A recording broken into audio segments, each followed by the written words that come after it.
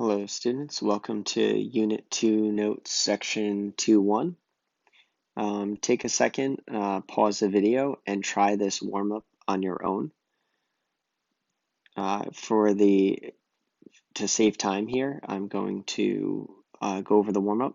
So, think about the following pairs of statements below. Do they make sense? Do you agree or disagree with them? Why? Be ready to share your thoughts with the class. So the first one is, if you are hungry, then you should eat. And then it says, if you should eat, then you are hungry. Well, when I think about this, I think, yeah, when you're hungry, you should definitely eat. Your body's telling you that it needs nutrition. But just because you're eating doesn't necessarily mean that you're hungry. So I would consider this one right here to be a true statement, while this one is a little bit more false. I mean, you can snack. That doesn't necessarily mean that you're hungry. Okay.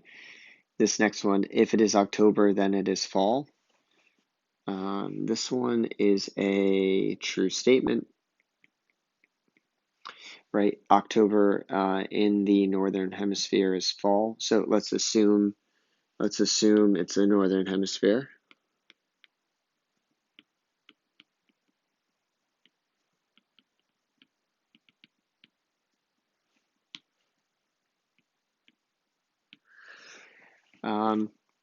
Then in this one, if it is fall, then it is October. There's other months, right? Let's say that you have November is fall, and I think also September, part of September is fall.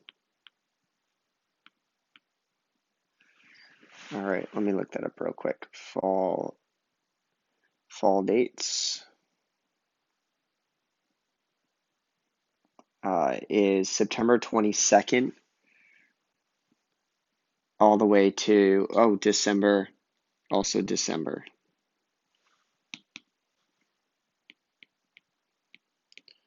Right, because from September, it's September 22 to December 21. All right, so that's not necessarily true. For this one, let's just put snacking. You can snack, but not be hungry. All right. If two angles have the same measure, then they are congruent. That one seems like a true statement. And then if two angles are congruent, then they have the same measure. Well, that's also a true statement, right? So if they're congruent, they have the same measure. If they have the same measure, then they are congruent. So I would think that these are both the same. So I would say that because they're both the same, I could, I don't know, maybe make another statement that says two angles have the same measure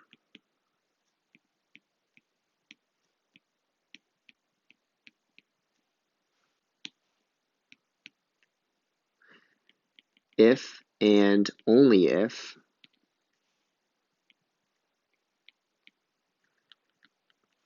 they are congruent. Okay, sometimes things can happen if and only if a condition is met.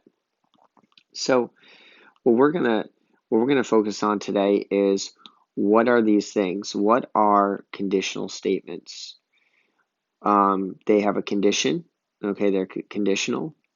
They have a hypothesis and conclusion. That's what makes up a conditional statement. We have truth value and converse. These are all things we're talking about today. We're going to recognize what a conditional statement is versus just a general statement. And we're also going to write converse conditional statements today. So a conditional statement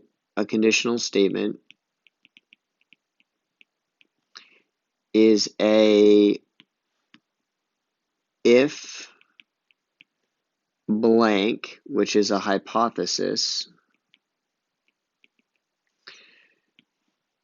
comma, then blank, which is a conclusion.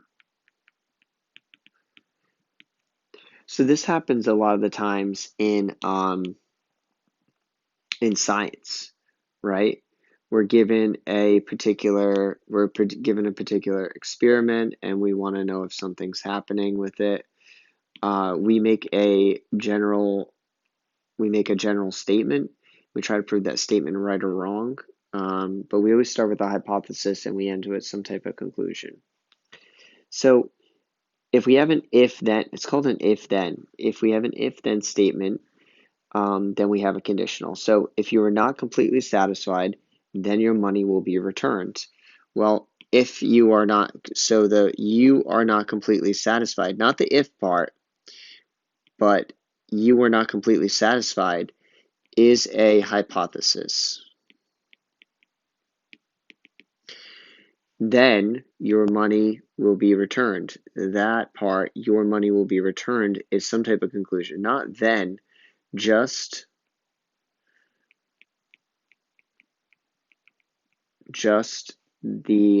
your money will be returned. Okay. Another name for an if-then statement is called a conditional. Every conditional has two parts. The part following the if, so we don't use if when we do it. All right. We're going to leave that out, and then we're going to leave out the then as well.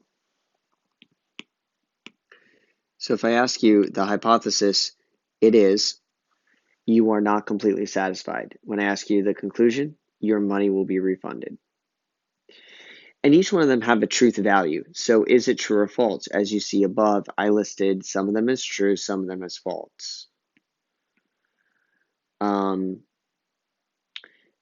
Remember that your conclusion is based on your hypothesis. So if a hypothesis can be held true, then the conclusion part will be true that follows it. All right, so here's example 1. The hypothesis and conclusion. Identify the hypothesis and conclusion of these conditional statements. My bad. There's more than one. If Texas won the 2006 Rose Bowl football game, then Texas was college football's 2005 national champion. So right there is the hypothesis.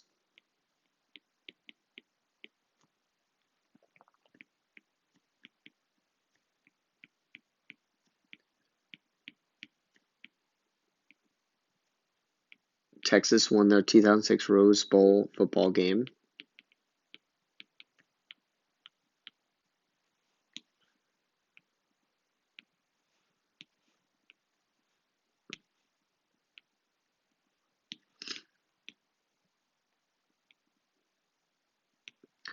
And then the conclusion is Texas was college football's 2005 national champion.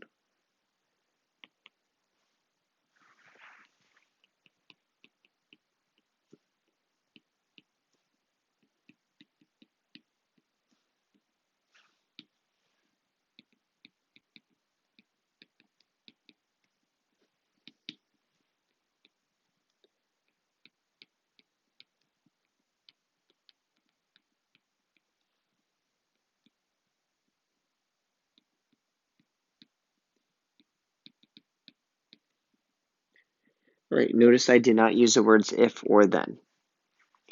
This one's a little bit easier and quicker.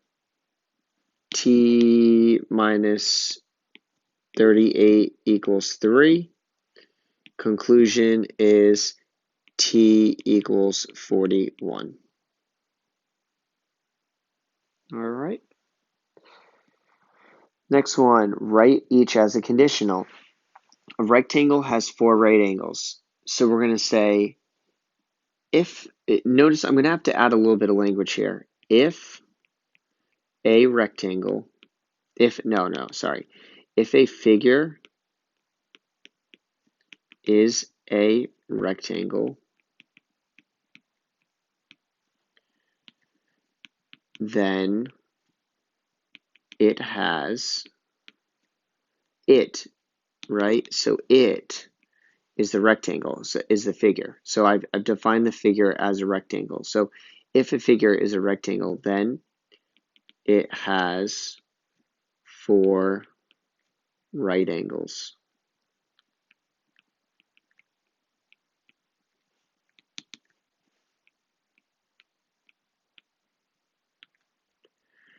All right. Next one, a tiger is an animal. So if something is a tiger, because we can't use animal because we're using it as a definition. So if something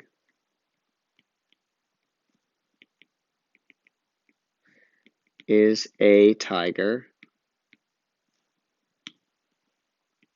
then it, oh, sometimes that happens, I gotta fix this, then it is an animal. All right. Next one. We have an integer that ends with 0. So if an integer ends with 0, then it is divisible by 5. And that makes sense, right? Because 10 is divisible by 5, 100 is divisible by 5, 40 is divisible by 5. Notice I'm adding words here to make this a conditional statement. Sometimes you have to add or subtract words because in this case, think about animal. Animal's how you're defining it. So what is it? Well, it has to be something. If something is a tiger, then it's an animal. Where here, what has 4 right angles? A figure that's a rectangle. So I had to create the word figure here. An integer that ends with 0 is divisible by 5. So anything divisible by 5 is an integer that ends with 0. So there wasn't anything I had to add here. It worked out fine. So a square has 4 congruent sides. So if a figure is a square, then it has 4 congruent sides is what I'm going to have to use here. So I'm going to paste this one down here. If a figure is a square,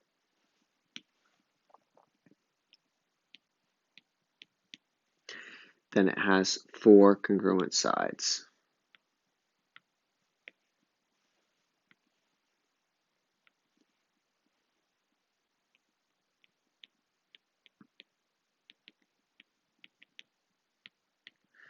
Notice that the figure being a square. So if I said these are, let's see if they're true or not. Yeah, I know it's not asking that, but I really like to always answer if they're true. So a rectangle, if a figure is a rectangle, then it has 4 right angles. That is true, but it's only true in that direction. If you flip it, it's not true. If a figure has 4 right angles, then it's a rectangle. Well, it could be a square, right? It doesn't have to be true in the other direction, but the way it's written now, it is true. So a tiger is an animal, but not all animals are tigers, right? So this one is also true. Okay, an integer that ends with 0 is divisible by 5, but not the other way around. And something that is divisible by 5 doesn't always end in a 0, like 15. So in this case, in this direction, this one is true. And a square has 4 congruent sides. Well, if something is a square, it does have 4 congruent sides. Okay, so that is true, but not all things that have 4 congruent sides are a square. right? If you flip that around, a rhombus has four congruent sides, but it's not a square. So when we write them, we have to work with its condition. So we're reading it from left to right, and if this is the condition, the question is this true? If this is the condition, is this true? And so on. So if it's not, we can find what's called a counterexample, which I just gave you a few, right? So a square has four right angles, but not all four congruent sides, but not all things with four congruent sides have are a square. So working backwards, that was a counterexample. I gave you a rhombus as a counterexample. So here is another example involving a counterexample. So show that these conditional statements are false by finding a counterexample. So if it is February, then there are only 28 days in the month. Well, let's take a look at February 2007, and there surely is 28 days. But look at February 2008.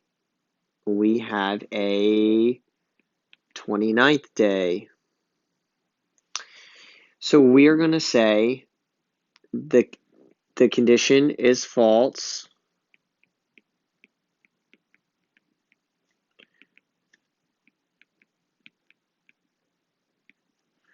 because February 2008 is a counterexample.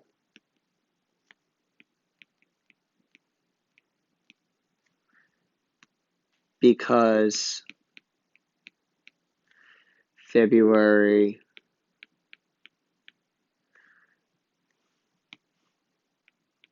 2008 has 29 days due to leap year.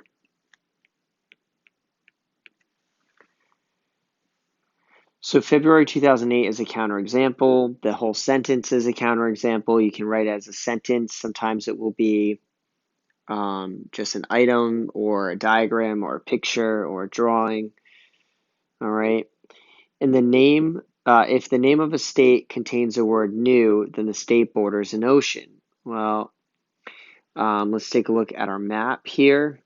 So if I go to maps, we can tell that New Hampshire borders a little piece of it near Portland, Maine. Portsmouth, New Hampshire. I don't know why I said Portland, Maine. But you know what? Portland, Maine's a little bit more north of that, or a lot more north of that. Yeah, way more north. Sorry, I meant Portsmouth, New Hampshire here, all the way down to Seabrook. You can see these dotted lines. They are along the coast, along with New Jersey and New York, all along the coast. What we really don't see is until we get all the way over here to New Mexico, which is bordered by Colorado, Utah, Arizona. That's where the three intersect, actually, at that latitude and longitude. And then we have Oklahoma and Texas and even Mexico, bordering New Mexico. So New Mexico is the answer to this one. We are going to say the condition is false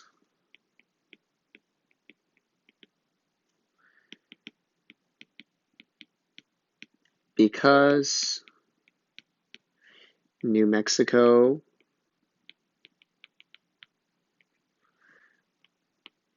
does not border, oops, I spelled border wrong, an ocean, and is a counter. It might be the counterexample, but is a counterexample. Whoops, just have to attach my pencil. All right.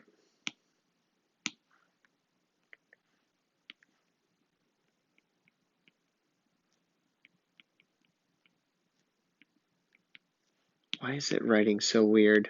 Sorry.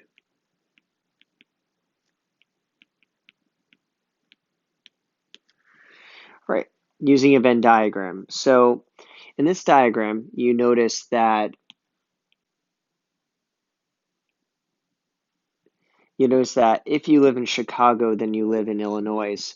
All residents in the city of Chicago also reside in the state of Illinois. However, not all residents of the state of Illinois are all living in Chicago.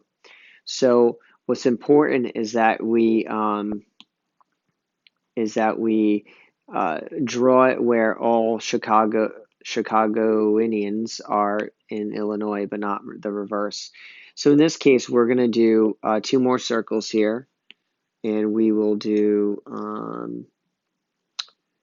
one for Cocker Spaniels and for dogs. Whoops, that was weird.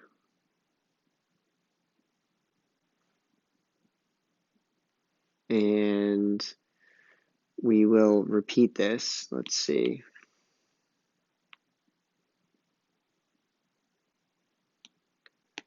These might be too large. These are way too large. That's probably better. There we go. So for this one, if something is a Cocker Spaniel, then it is a dog. So a Cocker Spaniel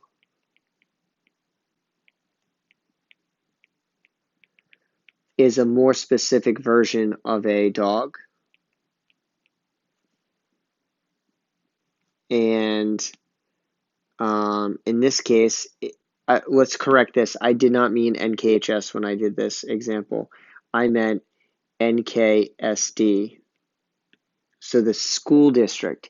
If you attend the school district of North Kingstown, then you are a skipper. Well, not necessarily. All skippers go to NKHS, NKSD, but you could be a wildcat, right? So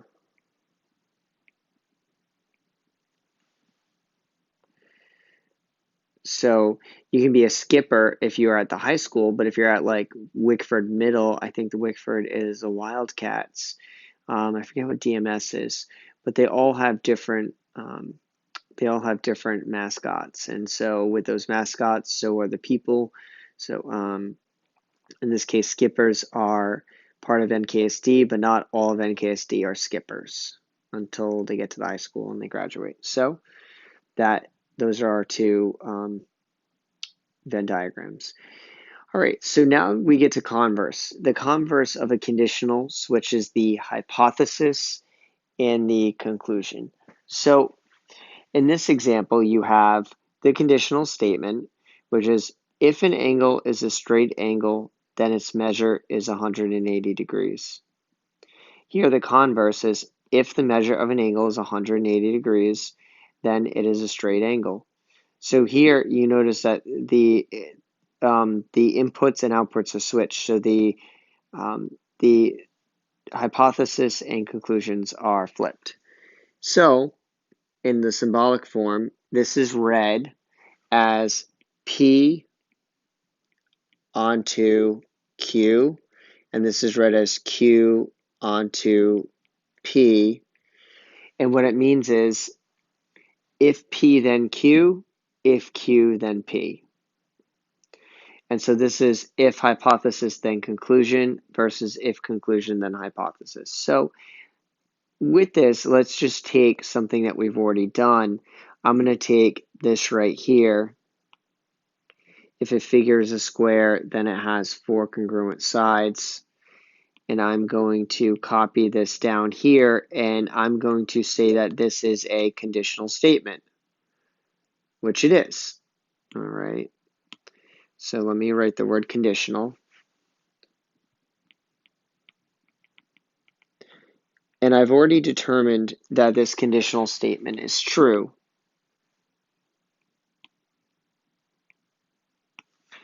So I'm going to write true. What I want to do is determine what the converse of this is. and then determine if it is true or not. Yeah, so let me start writing that. So I'm going to say, if a figure, notice I'm keeping part of it, if a figure is what?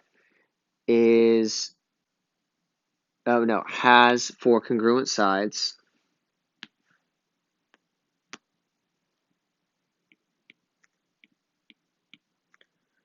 four congruent sides,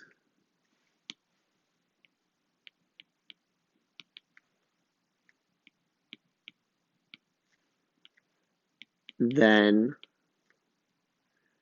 it is a square. Oops.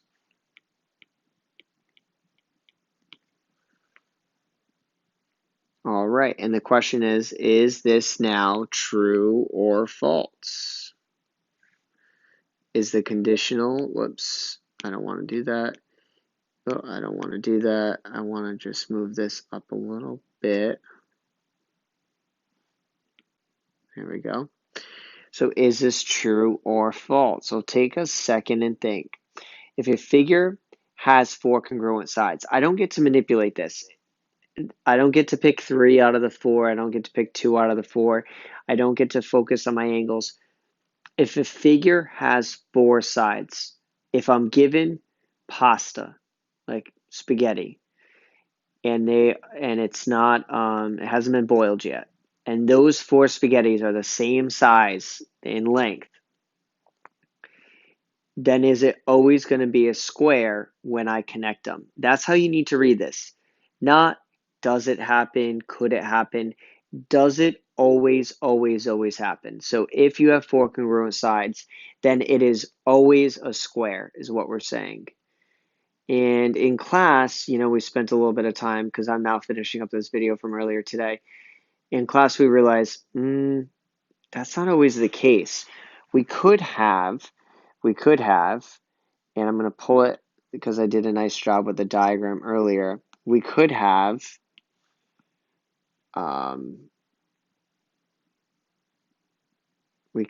this, which is a counterexample, which is a rhombus. So I'm going to put that right here. Our counterexample is a rhombus. All right. So if a figure has 4 congruent sides, it could be a rhombus, but it could also be a square. I mean, it can be a square some of the time, but for us to make that statement, it has to be 100% of the time. All right. The next one, writing the converse of a conditional. So we're going to write the converse in gray. I'm going to keep the things similar that don't need to move around. So if 2 lines intersect to form right angles, then they are perpendicular. All right. So here I'm going to say if 2 lines, and then now I'm going to switch it, are perpendicular,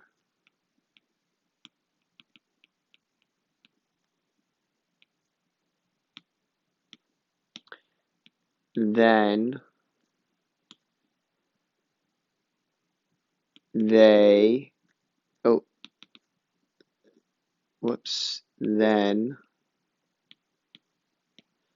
they will stay exactly where it is.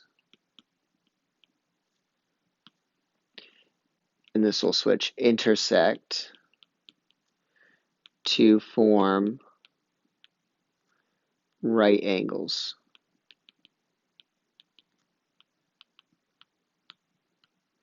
And that's always, both of these are always true, but notice the amount I put in gray, that's not moving, okay? Perpendicular and right angles are the things that are being challenged. The 2 lines are just part of this. So the 2 lines are just hanging out over here, and they're just a part of the story, but the story's not really about them other than them intersecting. The question really is, if you have a right angle, if you have right angles, are these perpendicular? And if they are perpendicular, do they have right angles? And the answer to both of these is true. So these are both true statements. Okay? That one's true and this one is true. All right, the last one. Write the converse of the following, and then we'll determine if it's true. Well, let's determine if this first is true. Right, if two lines are not parallel and do not intersect, then they are skew. Well, the answer, this is true, right? If two lines are not parallel and do not intersect, then they are skew. What we could say is if two lines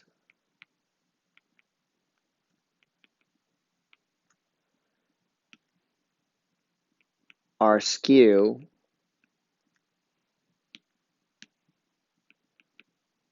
then they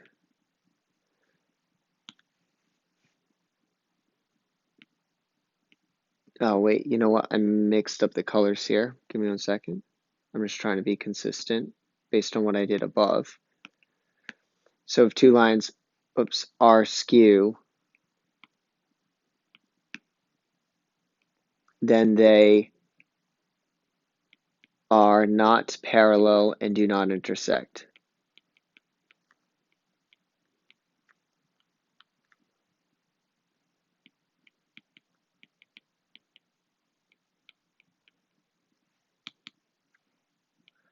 And these are also true.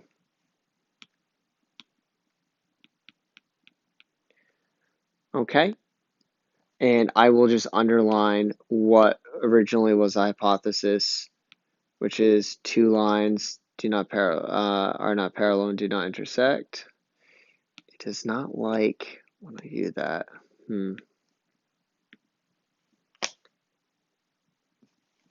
Okay. There we go.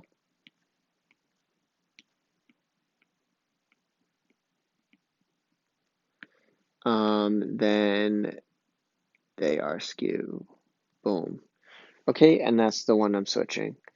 So for this last one, it's asking for us to find the truth value of its converse.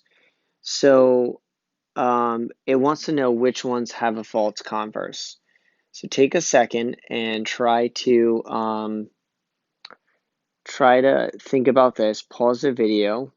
I'm going to answer shortly, but feel free to pause the video and take each one of these one at a time. So you're going to find the converse and then test its truth value. All right. So for A, if two planes are parallel, then they have no points in common. Well, parallel planes don't have any points in common. If I switch that around and say, if there are no points in common, then two planes are parallel, right? Well, if two planes have no points in common, then they are parallel, because we're going to leave two planes at the beginning of this statement. Well, let's see. That's true either way. Whoops. And I wrote it here, and I drew a pretty nice diagram, so I'm going to pull from this diagram here. Please don't look at my other answers. Well, I did this. We did this in class. So I just knew that I had it over there, so I wanted to reuse it. All right, so that's my planes. So if two planes are parallel, then they have no points in common. If two planes have no points in common, then they are parallel. That is a true statement. All right, so that one is a true statement. Okay, but I'm looking for a false converse. I'm looking for a false statement. All right, so let's look at so I guess we'll list it as true because we're looking for false. All right, the next one, whoops, the next one, let's go down to D. If two angles are congruent, then they have the same measure. Okay, and if two angles are congruent, then they have the same measure. Let me do, if two angles are congruent, then they have the same measure. Yep. So here's two angles that are congruent. They have the same measure. If two angles have the same measure, then they are congruent. Well, that is also true. This was one of the first ones we did at the beginning. Okay, or something similar to that. All right, so that one's true. Now let's look at this last one, C. I have a, I'm going to take a quick copy of this. So for C, if a point has x coordinate 0, then it lies on the y-axis. So here I put 0, 2. That has a x coordinate of 0 and a y coordinate 2, so it definitely lies on the y-axis. Let's reverse that. If a point lies on the y-axis, then it has a coordinate x coordinate of 0. Well, that is also true. So this one is a true statement as well. So the only false statement is going to be the second one, okay? And I'm going to explain why this one is false. Let me just fill the circle in. B. If a figure is a square, then it has 4 sides. If a figure has 4 sides, then it's a square. We already answered that right up here. If a figure has 4 congruent sides, well, in this case, this is just talking about 4 sides. What other options do we have for a figure that has 4 sides? And the answer to this is, well, we have a, how did that change? I lost one of the colors here. What did I do? I did all those colors except blue. Okay, there we go. Well, what do we have? We have, let's see, a 4-sided figure, a rectangle, right? A rectangle is an option. Square, rectangle, a rhombus has 4 sides. What else has 4 sides? A trapezoid. So just because a figure has 4 sides doesn't mean that it's a square. So that is the one that is incorrect. All right. So we're ready now for our homework. I'll probably do this tomorrow in class because we have a little bit of makeup time. So if you want to do your IXLs instead, that's totally fine, so that we do these 100% correct. Or you can start these and then do some IXL tomorrow. It's really up to you. But we have 2-1, which looks like it's 3 pages long. Oh, 3.5 pages. And then we have, sorry, 2-1. And then we have practice 2-1. So it's a little bit more. So it's quite a bit of work. So it's really up to you which ones you want to do. But you have 4 IXLs and you have these 2, and all 6 assignments will be due tomorrow by 8 p.m. Okay, and then I'll have your next video ready in a couple of minutes. So good luck on 2-1.